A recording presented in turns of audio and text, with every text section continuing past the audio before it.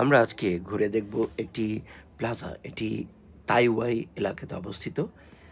তাইওয়াই হংকংয়ের একটি প্রসিদ্ধ স্থান এবং এই প্লাজাটি খুবই ঝকঝকে এবং তকতকে যদি আমরা বলি।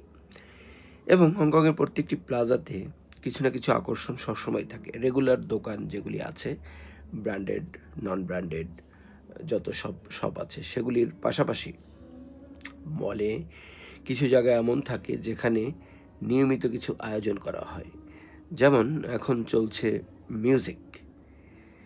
সো এই মলের পক্ষ থেকে মিউজিশিয়ান এনে যারা উপস্থিত, মানে শপার অথবা ভিজিটর যারাই হন না কেন, তথা সেখানকার লোকাল দোকানদার যারাই আছে, তাদের জন্য এন্টারটেনমেন্টের সম্পূর্ণ ব্যবস্থা করা হয়ে থাকে।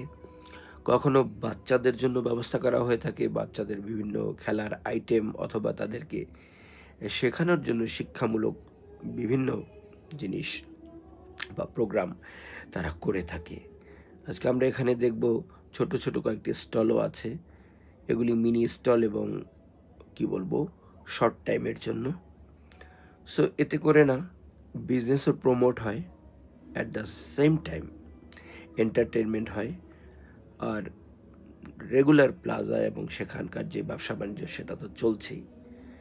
সো প্রত্যেকটা জিনিস কিন্তু খুব একটি সূক্ষ্ম ম্যানেজমেন্টের অধীনে চলছে এবং মানুষজন, ধরুন আমার মতো একজন ভিজিটর, আমার কোনো আইডিয়া ছিল না সেখানে কি চলছে, বাট আমি গিয়ে সেখানে অনেক আয়োজন দেখতে পেলাম এবং আমার মাধ্যমে আপনারাও দেখতে পাচ্ছেন। সো এতে করে হয় কি, জীবনের মান অনেক উন্নত হয়। সামাজিক যে একটি বন্ধন, সেতু বন্ধন, সেটা কিন্তু সুপ্রতিষ্ঠিত হয়। আই এম শিওর আমি এই গানগুলি আমি জানি না, তারপরেও যে গানগুলি তারা গাইছেন লোকাল খুবই পপুলার হবে হয়তো, এবং সেজন্য মানুষ কিন্তু আগ্রহ ভরে শুনছেন, খুবই আগ্রহ ভরে। And at the same time business is as usual. আমাদের দেশের মলগুলিতে ভিড় অনেক বেশি, এখানেও ভিড় রয়েছে, কিন্তু পার্থক্য হচ্ছে একটা, এখানে হট্টগোলটা সেভাবে নেই যেভাবে আমাদের দেশে অনেকটা দেখা যায়। সবাই সবার মতো এনজয় করছে, খাবার খাচ্ছে, এটাই তো আর কি। ধন্যবাদ।